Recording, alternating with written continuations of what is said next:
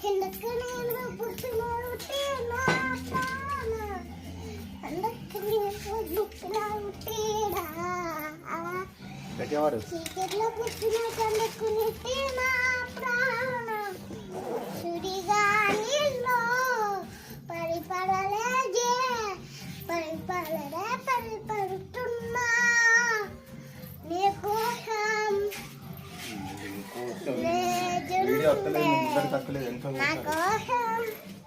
ఓ బుద్ధి తల్లి నా కోసం ఓ మాటైనా మాట్లాడే ఓ బుద్ధి తల్లి ఓ మాటైనా మాట్లాడే ఓ బుద్ధి తల్లి నా కోసం